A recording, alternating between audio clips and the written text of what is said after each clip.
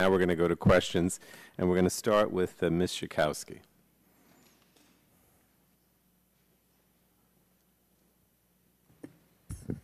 I appreciate your beginning with me, Mr. Chairman.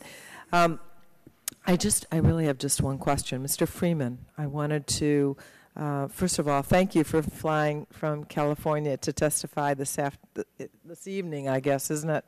And I really want to thank all of you. I was in the state legislature in 1993 and testified at a very similar panel about what the state of Illinois was doing. So it's a little bit deja vu for me too. I want to congratulate your county and the other California counties that operate health plans and for providing a public option for families enrolled in Medicaid and the CHIP program.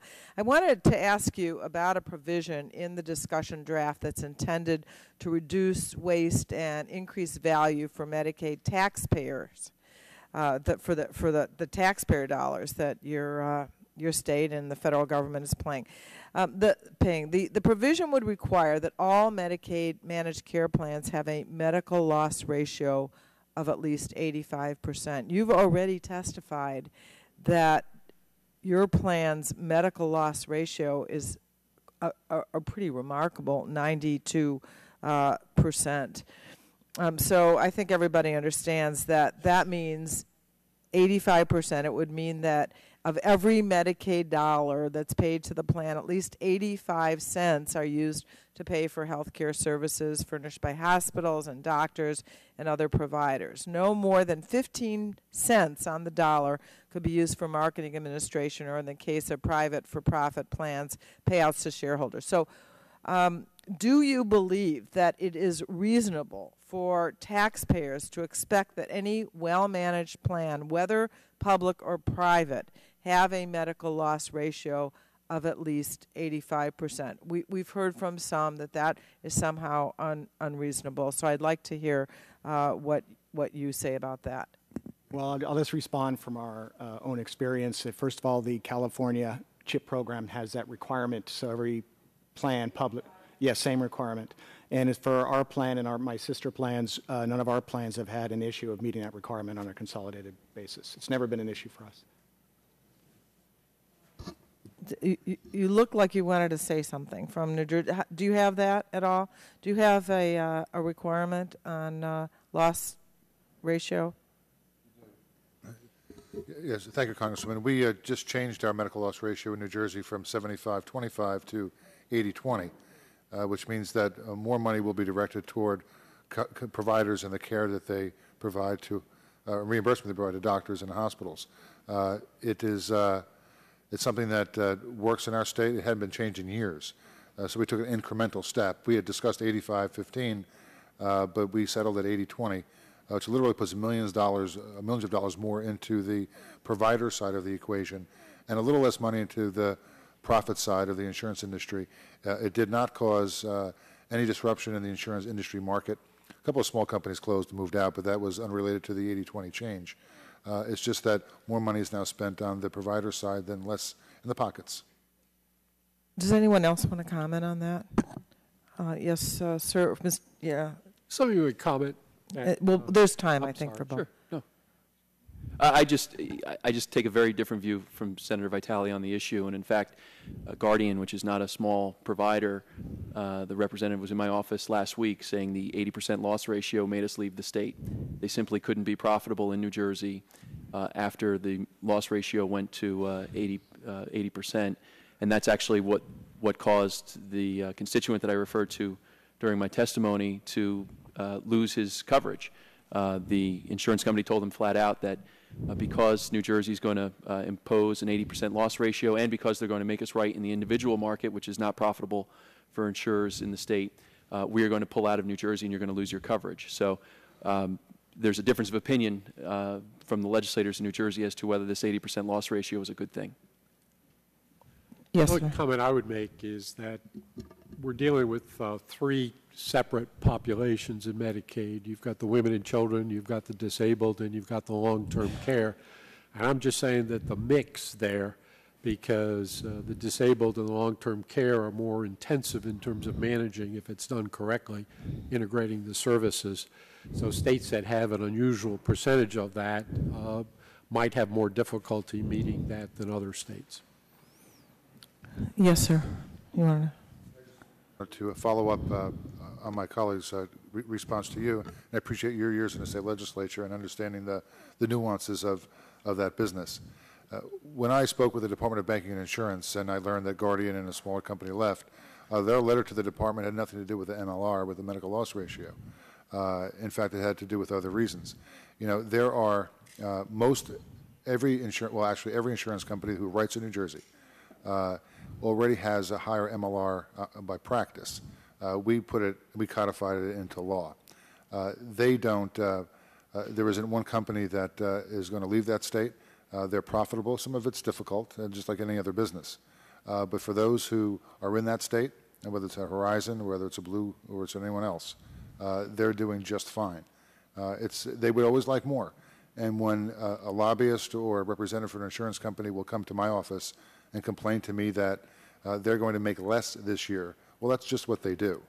They'll want to put the fear into any legislator that if something changes, if the dynamic in the insurance industry changes, if they're made to pay more to providers and put less in their pocket, then the sky is going to fall and the world will end for them. And none of that's happened. Thank you very much.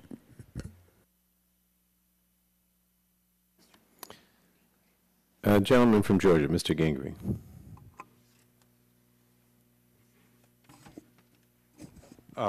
Mr. Chairman, I'm not quite ready. If you could come back to me, or if I'm the only one, I'll get ready. Mr. Shadegg, do you have questions? I do, Mr. Chairman. Thank you very much. I'd like to ask each of the witnesses a set of 3 brief questions. I'd like just a quick answer to them if I could. First would be, do you have a copy of the Tri-Committee discussion draft, yes or no? When did you receive it, and have you had a chance to read the entire bill? Mr. Allen, do you have a copy? Yes, we do have a copy. We received it Friday, and we have reviewed it as best we can over the weekend. Yeah, I understand the we. I like the pronoun. Have you read the bill? No, personally? I have not. Mr. Vitale? We've received a copy of it in our office, and we have not reviewed it yet. Thank you. I've got an answer to only one of your questions in the first one. No. You don't have a copy of the bill? You were not provided a copy of the bill? No. Okay. Doctor? Yes, I have a copy of the bill. I received it Friday, and yes, I have read it, the entire bill. Thank you. You're the first. Mr. Freeman? Yes, we've received the bill. We received it Friday around noon, California time, and I've read, I think I'm on page 115. Out of? 852. Thank you. Mr. Pollack?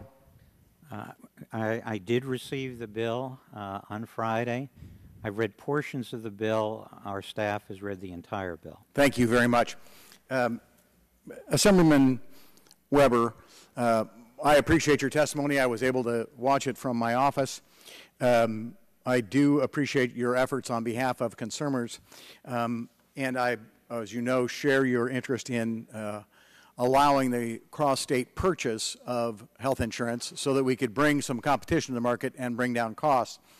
But I guess we're looking at a broader debate here. We're looking at the government becoming vastly more involved in the insurance sector and, quite frankly, giving the government a much larger role kind of between patients and their doctors. You made a plea in your testimony for the Congress not to do what has been done in New Jersey. I presume that's a reference to the 1992 legislation in New Jersey and also to guaranteed issue and community rating. Can you expand on that? Well, again, the health insurance market is not healthy in New Jersey. In fact, it's very sick. We had as many as 28 insurers writing policies in the state back in the early 90s. And due to these reforms undercutting their ability to underwrite effectively and efficiently, mandating coverages, putting in minimum loss ratios that are not profitable, we're down to about only 5 companies that really write policies on the individual market to any great degree. So consumer choice has been virtually eliminated, certainly diminished in the state. And look, Congressman, I'm eager to take on the challenge of health care reform at the state level. We've talked about this many times, actually. If we had the opportunity to get at it and allow New Jerseyans to get out of state and create a system in which they could really shop for policies that suit them instead of the policies that the politicians in Trenton think are suitable for them, I think we'd go a long way to making health care and the delivery of health care better in New Jersey, and then we can get at the rest of the uninsureds. Mr. Pollack seems to be concerned, and I think justifiably so, about uninsured Americans, about those people who do not have health insurance coverage at all. If we provided everyone in New Jersey, and indeed everyone in America who does not have insurance right now and who cannot afford to buy health insurance right now, with a refundable tax credit, that is, cash from the federal government, to go buy a health insurance policy of their own, do you believe that would take care of, number one, their health insurance needs? Number two, would it benefit them to let them make those choices, or is it better to put them in some form of I guess, a Medicare program or a program like the Tri-Committee draft? No, I think there's broad consensus that people want more control over their health care decisions. Certainly, the refundable tax credit would help, but I have to tell you that, as I understand it, the range for a family would be around $5,000, and in New Jersey, that's not even going to buy half of the average premium for a family. So New Jersey would need a little more reform. If we had the opportunity, for example, to buy health insurance policies across state lines and got a tax credit to purchase that, then we could really start to eliminate the uninsureds from the rolls. Many of us have advocated not only a refundable tax credit, but the creation of more insurance pools, allowing more pooling mechanisms so people would have more choices, and obviously creating a level playing field in terms of taxes, so people could buy health insurance on the same tax basis that a company can. Would you support those reforms, and do you think those would help the people of New Jersey? Well, absolutely, and that's why I'm eager for the states to get a shot at this and really take our cut, not in the way that New Jersey has tried it, but in the way New Jersey can try it going forward. And association group plans like you're talking about, certainly after healthcare choice, an interstate purchase of health insurance would be one of the top things we'd want to do. Thank you very much for your work in this area, and I think, Mr. Chairman, I concluded my last question within the 5 minutes. And I certainly appreciate that. Thank you. Ms. Capps, our Vice Chair. Thank you, Mr. Chairman, and I thank you all for your patience and your testimony today. I particularly want to thank and welcome my constituent, Mr. Robert Freeman. The program that he described, CenCal and the counties that I represent in Congress. I can attest to the fact that you, since its beginnings, which I was a part of as a community member and also one who worked in public health nursing in the school district, that it's very successful, very effective, and now has grown to include 2 counties and is part of, as you described, the alternative ways of delivering Medicaid, which we know as Medi-Cal and Healthy Families in California. Now, I want to give you a chance to expand further, but ask you 2 or 3 questions. One of the complaints that we're hearing from many who oppose a public plan option is that it would weed out unfairly, they say, private competitors. Can you elaborate on how CenCal competes and does business alongside of private entities for the Healthy Families program, which is how we term the S-CHIP in California? Are there still private plans offering coverage, and how do you get along with one another? Sure. Thank you, Ms. Capps. Sure. In the California S-CHIP program, it's called Healthy Families. It is set up as a competitive model where they have the states divided into regions, and into those regions, counties where you would have multiple plans compete for the Healthy Families business, usually 3 or 4 health plans in a designated area. And in those areas where, like in Santa Barbara and San Luis Obispo counties where we're from, we are a public plan, and we compete with private insurers as well as those other areas of the state that have public plans. And in the 10 years that the Healthy Families program has been going, the competition between the public and private models has been, we think, effective. It's been friendly. It's been, I think, successful in providing choice and in giving options for those subscribers as to which health plan they would like to join. Recently, actually, we've had a couple of the private plans pull out of our area because I don't know their reasons. I'm assuming the business situation changed. But so now we are one of only, instead of 4 plans, we're one of 2 plans in both Santa Barbara and San Luis Obispo counties. And we do think one of the advantages of our plan is because we are created of the community, we can't exit the marketplace. We wouldn't. Our mission is to serve our service area. So, but in general, I think the competition is done as was intended to do at the time. Actually, I described San Luis Obispo County, where the number of private providers has dwindled, in large part because of the lack of providers. It's a very rural area and the reimbursement rate being so low, and that there really is a monopoly in the private sector. So this really is the only choice that the families eligible for Healthy Families can choose. My second question, does the county organized health system, as you've experienced it, have bipartisan support both within our county and the state? It's not particularly seen as a partisan program, is it? Does it enjoy broad-based support, I'm asking? It does. All of our plans enjoy, I think, bipartisan support at both the local and state level. And I think anytime you have a public program that delivers what the policymakers intend it to do and is very watchful and efficient with taxpayer monies, I think that's something that either, no matter what your party affiliation, that's good public policy. And our assemblymen and state senators and county supervisors of both parties and over time have been supportive because they do see it's a community-run plan where the community actually, the healthcare community gets together to solve problems. And I know the state appreciates it because you've saved a great deal of money and provided also very individualized services to your constituents. We do our best, and we think we have been. And they have representation on your board, all of those sectors. I've talked to many of them. Finally, can you tell us how you contract with providers and especially with safety net providers in the community? Sure. Safety net providers make up. First of all, we contract with all the safety net providers in our community, and we consider that county clinics, community health clinics, we have all the hospitals, and we also, which is fairly unique for a Medicaid plan, we do cover long-term care. So we contract with all skilled nursing facilities, and we think that it's very effective because we know that it's important to us that these safety net providers stay healthy, and because they do see a large portion of our membership. They are open at times when our members can get to them.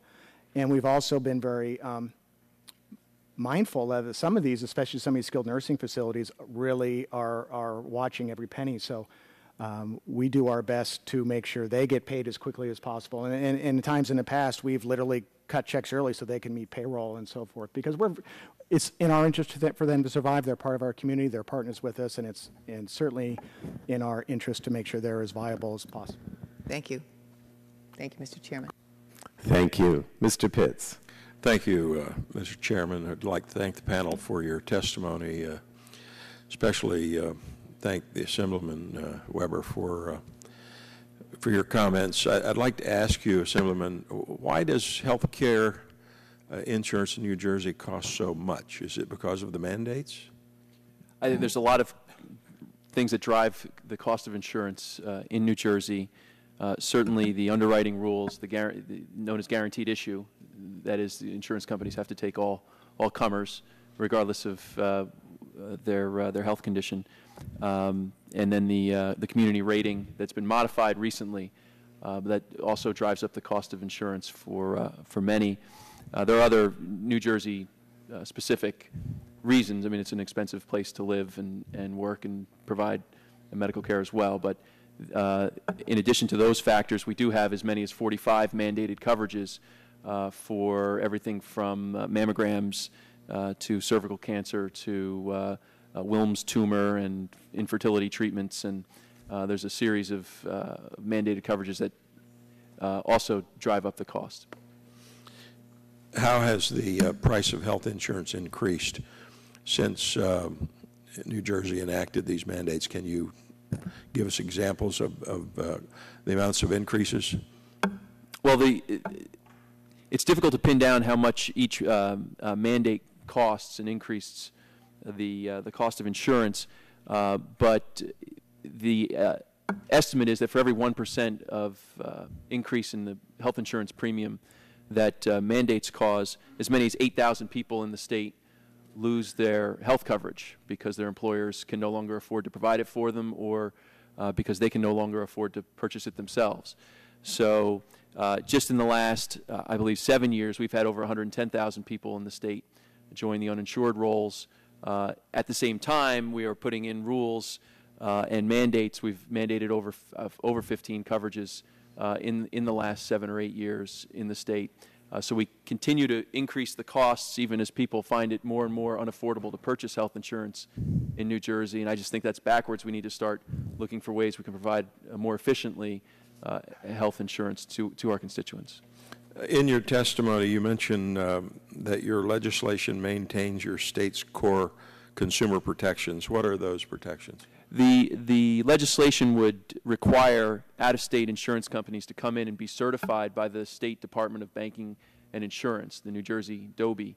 And in order to do that, they would submit themselves to jurisdiction to be sued in the state of New Jersey. And if there were complaints or appeals, they would have to submit themselves to the jurisdiction of the Department of Banking and Insurance to rectify those problems. So a New Jerseyan who would purchase, say, a policy from Colorado wouldn't be going to Boulder to fight with the insurance company. They could go to Trenton or the local Department of Banking and Insurance representative. I think that strikes the right balance. It gives New Jerseyans the opportunity to purchase health insurance that meets their needs in terms of the mandated coverages and the underwriting rules. That might be written in another state, but it maintains protection for New Jersey consumers and allows them to deal with their insurance companies in their home state. And do you think that a public plan, like the one in the discussion draft before us, will lead to crowding out of the private insurance market? Well, again, I haven't seen the bill, but I think just intuitively, when there's a government plan available, subsidized by the taxpayers without any real profit motive or incentive, there are going to be private companies who will dump their employees into what we call New Jersey Family Care or whatever alternative government program is available, especially as those income levels rise for eligibility. In New Jersey now we have 350% of poverty. There are going to be employers who recognize that they can still have their employees covered by insurance and not have to pay for it themselves. I think intuitively, yes, they'll start to crowd out private health insurance. Gentlemen's Thank you. time has expired. I know the clock is a little weird there. I apologize for that. I'm going to recognize myself for 5 minutes. This discussion about the protections, if you will, it really goes to the heart of a lot of what we're dealing with in this bill. I mean, I have to be honest with you. When members from other states are constantly telling me that they want to make sure that, that individuals can get insurance regardless of pre-existing conditions. I mean, the proposal before us it says that insurance companies will no longer be able to engage in discriminatory practices that enable them to refuse to sell or renew policies due to an individual's health status. They can no longer exclude coverage of treatments for pre-existing conditions. It limits the ability of insurance companies to charge higher rates due to health status, gender, or other factors. I mean, it's a very important part of the discussion draft. And frankly, when I'm proud of the fact that in New Jersey, those kinds of discriminations are not allowed, okay? So the other thing you have to understand is that, the Insurance Trade Association, AHIP, I guess it's called, they've told us that they're willing to accept new regulations at the federal level with limitations on their underwriting rating practices, no more pre-existing condition exclusion. How is it, and I have to get to 3 questions, so I'm going to ask you first, Assemblyman Weber. How is it that the Trade Association thinks that we should include these provisions and you don't? What's the theory? I mean, obviously they think they can sell insurance nationally. They're suggesting that these New Jersey provisions be put into the federal legislation. Why are they advocating that? Well, I can't speak for the insurance industry for sure, and when there's a big hammer hanging over your head, I think insurance companies might be willing to compromise more than they otherwise would. Let's say this. There are better ways to deal with people with pre-existing conditions and those we call the chronically uninsured or chronically uninsurable than to require guaranteed issue of all insurance policies. And I just don't have a lot of time, and I want to ask Senator Vitale. I mean, my fear is just the opposite, is that if we don't include these provisions, or, as you suggest in New Jersey, that we simply deregulate, it would have major consequences. I mean, I'd ask Senator Vitale to respond to that. I mean, this is a cornerstone of what we're trying to do, is to not allow, to have these protections at a federal level. You have them at the state level. What happens if we don't have them? Well, it's been very meaningful for consumers in New Jersey to have guarantee issue. One of the few states that enjoys that provision. It guarantees that insurance companies shall write a policy and can't exclude someone because of pre-existing conditions. So essentially, is take all comers. Imagine an environment in New Jersey, as bad as it is in our state for those who are uninsured in every other state, for an insurance company to cherry pick who it is that they would like to insure. Will they decide not to insure women of childbearing years because they are higher risk and they're going to be expensive? And gender is one of the things that's been used. That's right. Exactly. And will they decide to not to insure an older New Jerseyan because a pre-Medicare New Jerseyan because he or she is at higher risk of anything, heart disease, kidney disease, cancer? As the older you get, the sicker you get. It's a fact of life. Will they only want to insure children? When you purchase insurance out of state without the safeguards provided in our state, they'll only take those who are in good condition, who are considered to be a good risk, leaving those in New Jersey who are considered to be a higher risk, women of childbearing years, older men and women, out of the mix. And the way the insurance business works, and I don't need to give you this lesson, is about pooling risk. Right. Put healthy lives and sick lives together, risky lives and less risky lives together, and come up with an average price. We've modified community rate. I don't mean. I know I'm going to have to cut you off. Yeah. Regardless of the debate, and I'm going to move on to Mr. Allen and just make a comment here. Regardless of the debate, though, about whether you think we should deregulate in New Jersey and people should go to other states, I mean, the bottom line is that what the draft discussion draft would do would be to basically say that insurance companies would have to apply these rules federally across the country. And I mean, if the Insurance Trade Association says it's okay, I frankly don't understand why it wouldn't be. But let me just go to Mr. Allen very quickly, because I am concerned. I want you to comment, if you will. The discussion draft raises Medicaid eligibility levels to 133% of federal poverty in every state. In addition, it makes available income-based subsidies for persons obtaining insurance coverage in the new health insurance exchange. I think these provisions are very important for Native Americans, and I just wanted you to comment on them if you could. Well, without a doubt, I spent a lot of energy on the Tribal Advisory Council for CMS with regard to Medicaid rates. I can't tell you specifically, because I'm not the one who actually administers it with my tribe, but we can get back to you in terms of is it enough, or is it going the right direction? And I think it is, off the top of my head, knowing what we've been trying to do with regard to the recovery rates for the tribes, that it will help us immensely. Accessing Medicare and Medicaid has been really challenging for the tribes in terms of the policies they administer over there. So it's been difficult for us, and we're looking forward to our new opportunities. I can say that if this bill incorporates some language in there that strengthens it and puts provisions in that improves our ability to, as providers, whether it's through the Indian Health Service or the tribal clinics and hospitals, then it's definitely going to improve our ability to raise the level of services to all of our people.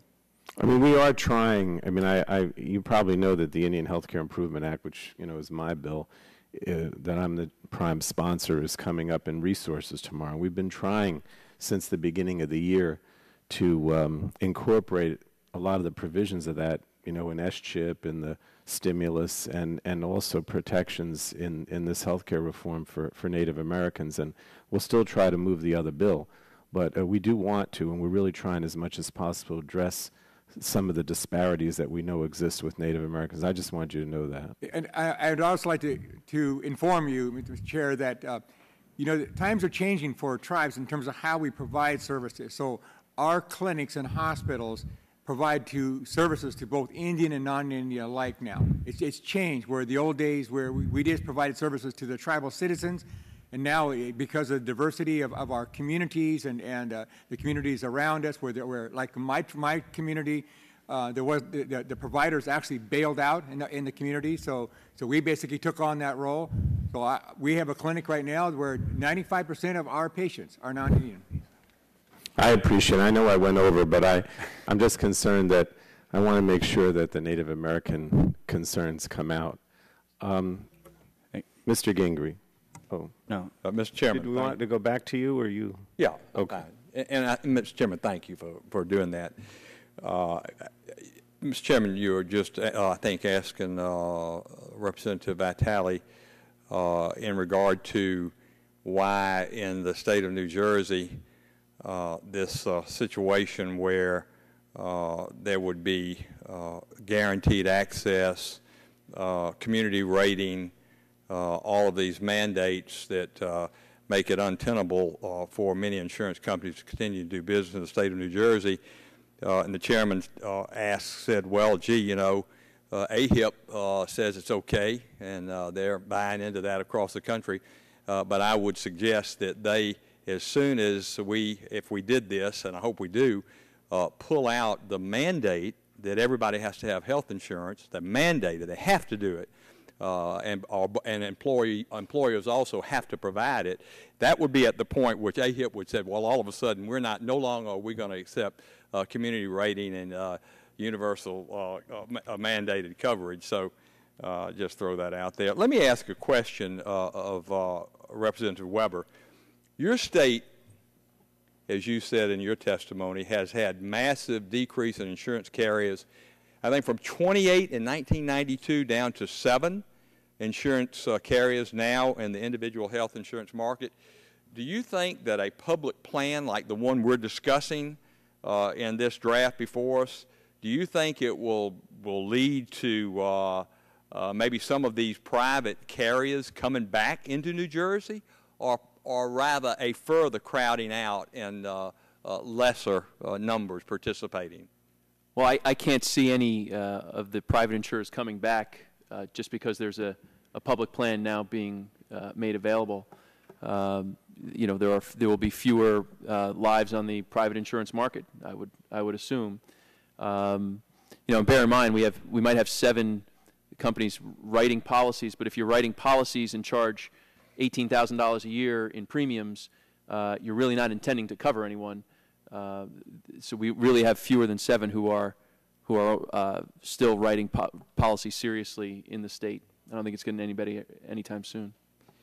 Let me ask your colleague from New Jersey, Honorable, is it Vitale? And I heard that, in fact, it's right here in this document, that in New Jersey has, in fact, enrolled people earning as much as $295,000 a year in public coverage, yet 23% of children below 200% of the federal poverty level are uninsured. How can that happen in the state of New Jersey? Well, let me, I appreciate that question, but it's a question that's been asked and answered during budget hearings in New Jersey, of which I'm a member also.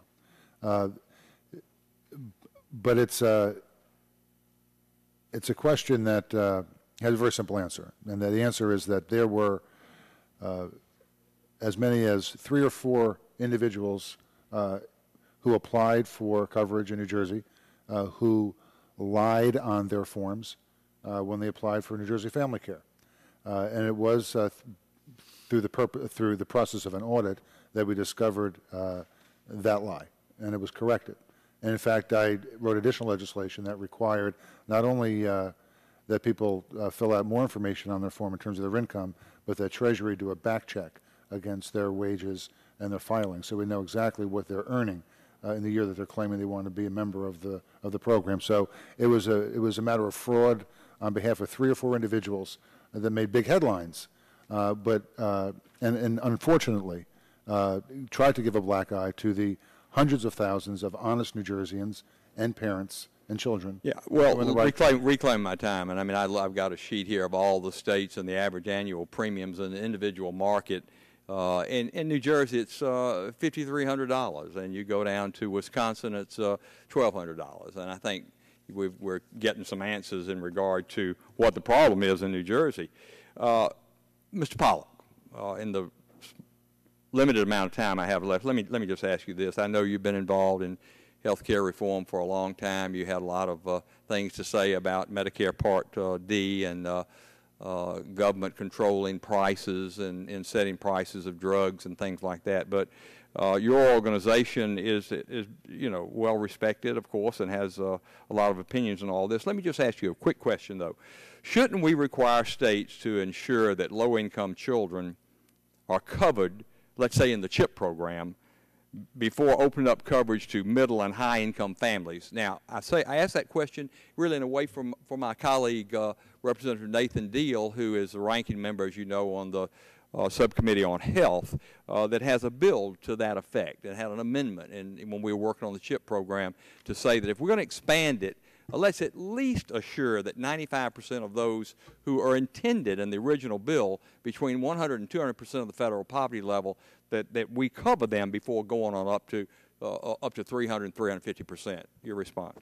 Well, Congressman, I don't think it's one or the other. The CHIP legislation, which the President signed in February, is designed to accomplish what you just described, namely making sure that more children who have been eligible for CHIP actually enroll in the program. And the states are actually provided financial incentives in order to do that work. Now, when you're talking about 200% of the federal poverty level, remember, for a family of three, that's approximately $36,000, $37,000. The average cost of family health coverage today is approximately $13,000. So that's more than 1/3 of their income. And so if you go above 200% of poverty, you are helping people who otherwise could not afford to provide coverage for their children. And I don't think those two goals that you described are antithetical to one another. I think we can do and should do a much better job of getting kids enrolled who have been eligible and who are not in the program. And at the same time, we should make coverage more affordable for those people who simply can't afford it, even though their incomes are above 200% of poverty. And I thank you, Mr. Chairman. I know that my time's expired, and I appreciate your patience on that. Thank you, Mr. Pollock. Thank you. The gentlewoman from Florida, Ms. Castor. Thank you very much, Mr. Chairman. Since we have some experts on local and state initiatives, I'd like you all to address a concern I have. You know, all across America, local communities have stepped up to fill the void because they don't have anywhere else to turn. And for example, in my hometown in Tampa, Hillsborough County, we have for the past 15 years provided a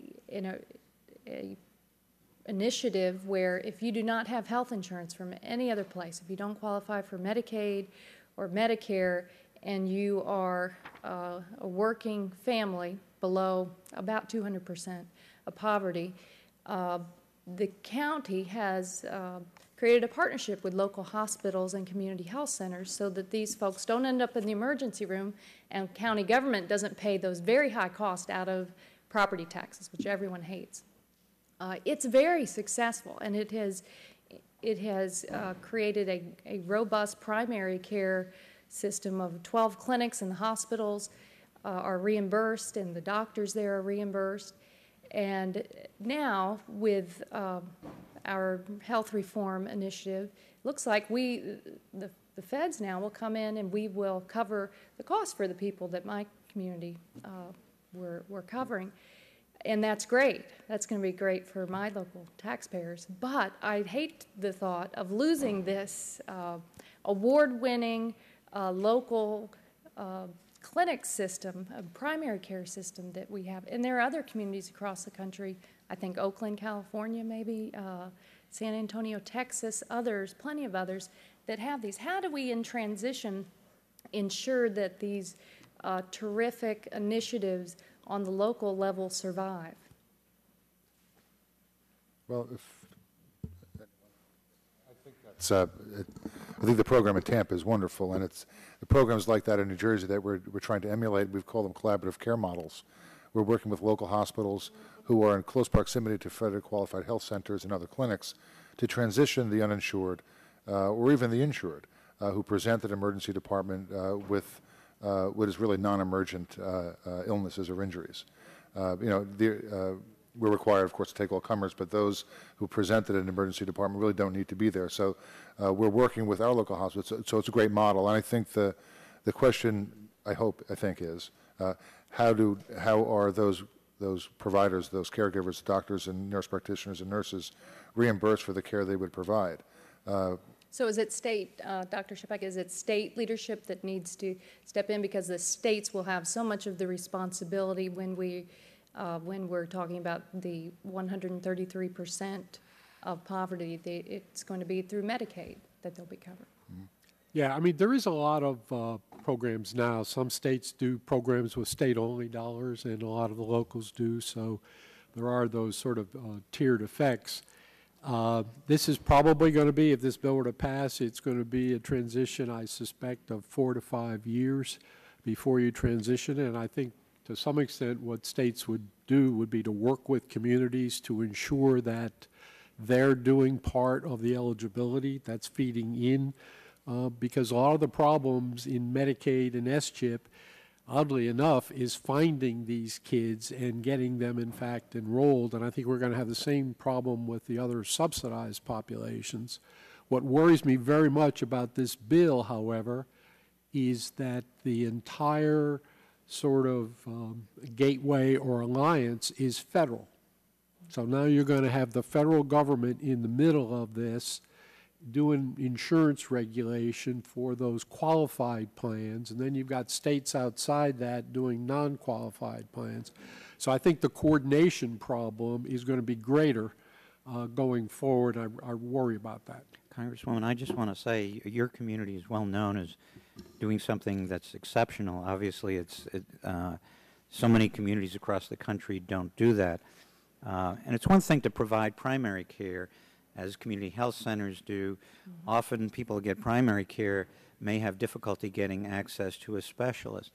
But your question and what Ray was just talking about, I think tells us that, yes, there is going to be a transition, but it makes a whole lot more sense to put that lower income population into Medicaid that exists rather than create the exchanges and overburden those exchanges, which are going to have significant difficulty reaching out to larger portions of the population. Let's keep that lower income population, at least for the time being, in Medicaid. Let's see how the exchanges function. But also let's make sure that the protections that now exist uniquely in Medicaid continue to be provided to that low-income population. If I could just finish up, briefly add that, again, we think that all health delivery is local. And I think we also believe that the ability of local communities to address their own needs is very effective, and which was happening in your community is a perfect example. And also when you have the local delivery, you really do encourage physicians and hospitals and other healthcare providers to really talk to each other and work towards this common goal of how can we make the community that we all live in a better place for all of our citizens. So we're big believers in really having whatever comes out of federal healthcare reform take a look at what is working at the local level and hopefully maintaining that. Good. I look forward to working with you all on that. Thank you, Mr. Chairman. Thank you. Mr. Shimkus. Thank you, Mr. Chairman. And I've got a couple points I want to try to drive, but I'll try to be quick and pretty efficient. Senator Vitale and Assemblyman Weber, when constituents have problems with the New Jersey program, do they call your offices? Yep. So you have, and that's probably not part of the calculations of the cost of doing, but we do the same thing. We have Medicare, Medicaid. I have at least one person full-time to address those constituent concerns. And they're not easy, and they're bureaucratic. And I was just wondering if we take on this as a national health care plan, guess what? We get it all, gang.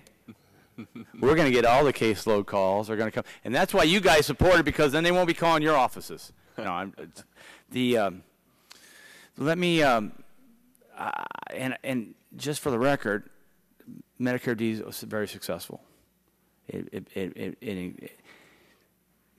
and Medicaid, for the 60 years that it was here, it's still here, did not do what the private sector did, which was provide prescription drugs to people who had private insurance. You can't have modern medicine without prescription drugs, although we carried a system that didn't have it. And we fixed it, and we're under budget, provide better service, and quality service is high. And I think we could do that in this private sector debate. I really do, if we would just give it a chance. I'm going to go to Mr. Allen real quick.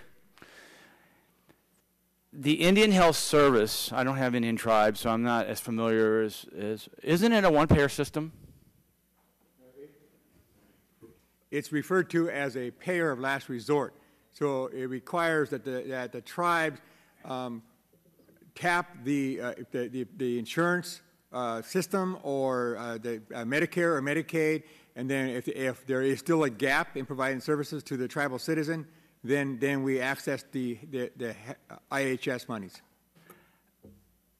Okay, let me go to your encouragement to move people, I think, from the Indian Health Service to this insurance plan. I guess a better way to ask this is, in your testimony, you want to exempt the mandates and penalties from the Indian tribes. Is that correct? Yes. Why would you want to? And we will have problems with that. We'll have. I know there's tribal issues and sovereignty issues and stuff, but if we're going to do a one-size-fits-all arena, we're going to have to do one-size-fits-all arena. I'm not sure how we start exempting and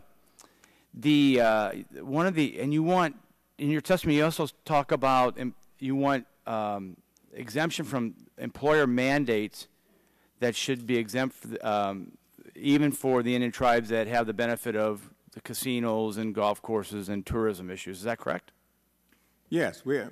And you want that exemption also to employees of that facility that may not be American Indians. Even though, say it again? Say you have an employee at a casino that's not an American Indian. Yes. And you're pushing for some exemptions of the mandates for the insurance provided to them. Yes, our argument is that the tribal government, those businesses are under the umbrella of the tribal government, and that as a tribal government, that it should be exempt. Okay, I got it. I got one last question, and I want to try to be respectful of the time.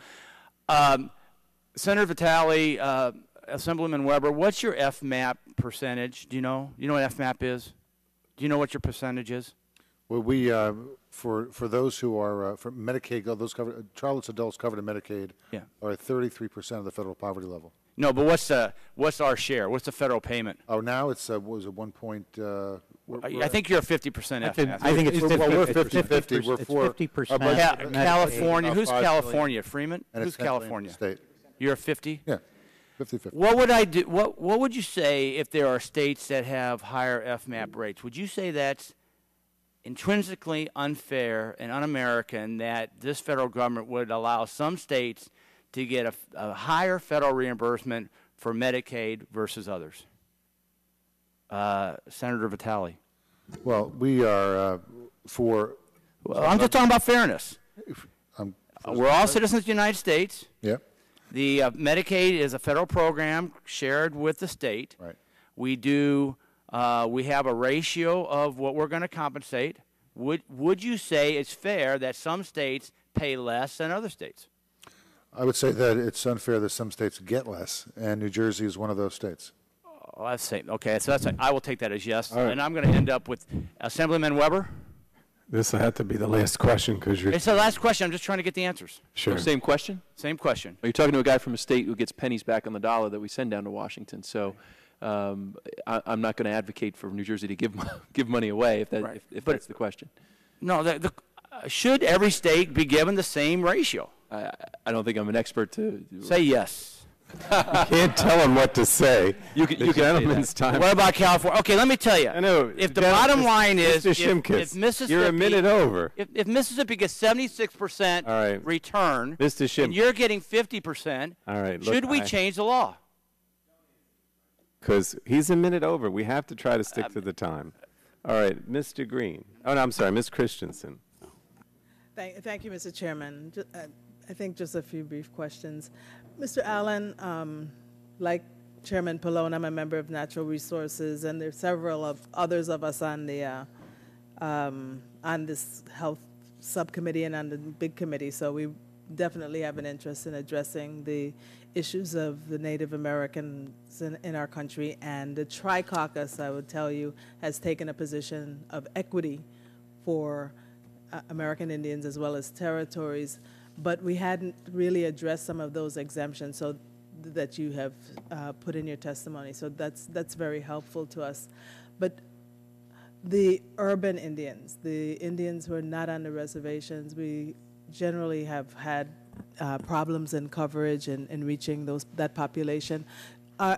Do the recommendations in your testimony address the unique issues of that population, or are there other recommendations that you might want to add? The answer is yes. We have additional recommendations. The provisions in the bill go a long ways to helping fill the gap.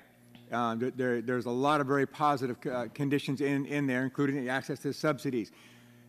The issue for us will be that over half of our citizens of each of the tribes in general are outside what we call the service area, and they are in urban communities, et cetera.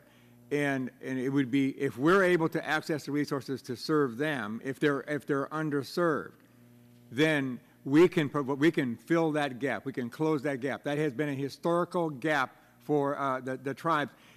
This testimony is in collaboration with the National Indian Urban Centers. Okay. And they work very closely with us, trying to fill that gap. But their service centers, who have been severely underfunded historically, and don't even come close to providing the quality care that this bill is intended to address.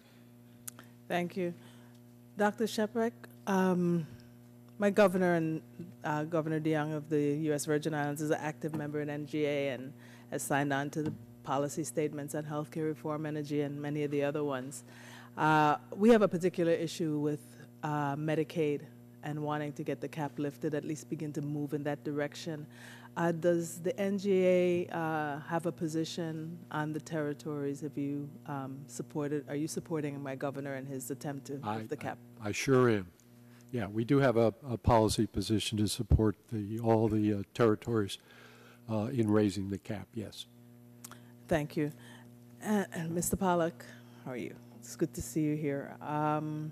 You've told us about some of the reports on Medicaid that show that are positive, but there are also some other reports that while, yes, there's increased access to services and to care, there's still some reports that show that the outcomes are not as good as they need to be. And you didn't really have a chance to talk about where we may need to go to improve on Medicaid, which I feel we definitely need to do. Medicaid patients are often in another line if they're not in the back of the line because they're Medicaid patients. The costs, as you said, of providing that service are lower than the private insurance market, but part of that is because they don't pay. And so the providers do not locate or they move out of poor areas. So we have access issues. You know that I have proposed that we put the Medicaid patients into the public plan. I'm not going to necessarily ask you to comment on that, but do you have some suggestions as to how we can improve Medicaid outcomes? How can we improve Medicaid and make not only just so that patients can get to a physician, which is often a problem, but that we can ensure that they have better outcomes? Well, I think one of the biggest problems that exists for those people on Medicaid is sometimes they have difficulty getting a doctor.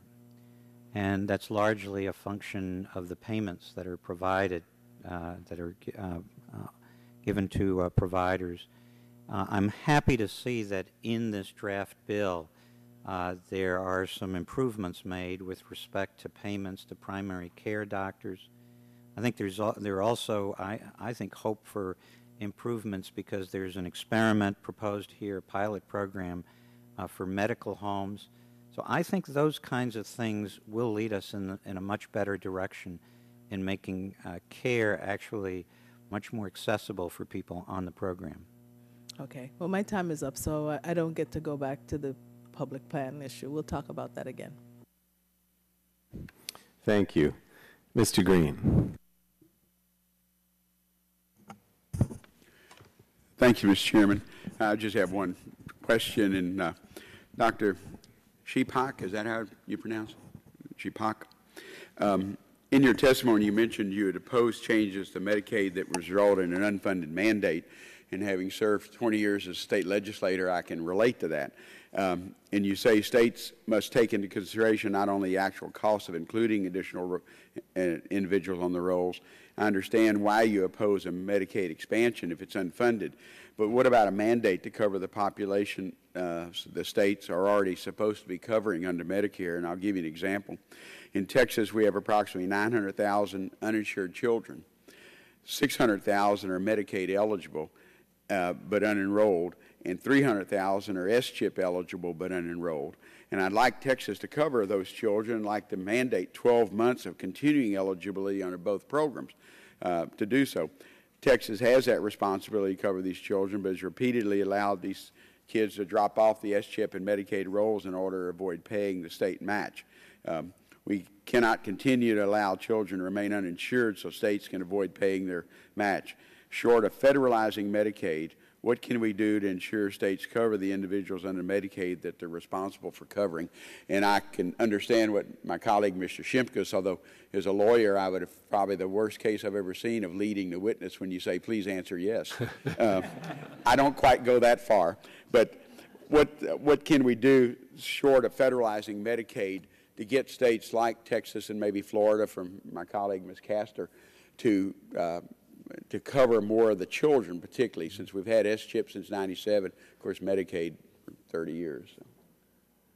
In all seriousness, one of the problems with Medicaid is it's three sort of programs in one. It's women and kids, it's disabled, and it's the long-term care. Mm-hmm. And it's the long-term care that we think is the biggest problem because the demographics are changing and so on, and a lot of the dollars really go there. The women and children are relatively inexpensive and a good investment. And so the problem is that Medicaid now is 23% of the average state budget's about what all elementary and secondary education is. And right now, from a state perspective, we're looking at about $180 billion in terms of shortfalls over the next 3 years. So what you're seeing, and I think you're beginning to see, Texas is a little bit better off than a lot of states, but it's also have a problem of basically raising the state share to cover those. But I think, you know, at some point, Medicaid needs to be restructured so that the long-term care portion of the population goes into a separate trust fund or so on. States, I think, understand it's sort of their responsibility, women and children, because it's also a population they have to work with in terms of welfare and other things. So I don't think the women and kids are a huge problem. Okay. Mr. Green, I would say there are two things in response to your question. First, we obviously can do a whole lot better in terms of the enrollment process. It's rather cumbersome, and particularly the re-enrollment process. After the year is up and a child has been eligible, they have to re-enroll. If they fail to do that for whatever reason, they're off the rolls, and there's a lot of churning in the program. So we can do a lot more in terms of outreach and better enrollment. And the CHIP legislation that passed in February actually, I think, provides some opportunities to make that happen. But with respect to Texas, there's a very important thing. One of the things we know is that children are less likely to enroll if their parents can't enroll with them. And in Texas, the eligibility standard for parents is a meager 27% of the federal poverty level. So if you've got a parent and 2 kids, or 2 parents and 1 child, so if that family has income in excess of $5,000 a year, they are ineligible. The parents are ineligible. So I think one of the things this bill does is it allows the parents to enroll with the children, and I think that will help solve the problem you're talking about. Okay. Well, and I have a concern again about the churning, because I know in 2003, when some tough budget decisions like our legislators have to make, they cut a bunch of children off of CHIPS, and they knew how to do it. They made them re-enroll every 6 months. And you can quantify it very quickly to say you know how many kids are going to drop off because the parents just can't go down and stand in line at the Health and Human Services office. And so that's the concern. Thank you, Mr. Chairman, for your patience. Thank you. And I think that concludes the questions for this panel. But I want to thank you. I know it's late, and I know you had to wait a long time, but we really appreciate your input, because you know, what you're saying at the state, local, and tribal level is very important in terms of what we're doing with this healthcare reform. So, Mr. Chair, could I correct one point that I said that was not right in the record? The congressman from Illinois asked, were we asking the tribal government and our casino or our businesses to be exempt? We're asking that our governments are exempt, not our businesses. Okay. So that's Thank you. That's a distinction, and I think he was asking that question, and I wasn't quite clear. All right. Thank you for that clarification. And thank you all, really, for being here. Thank you.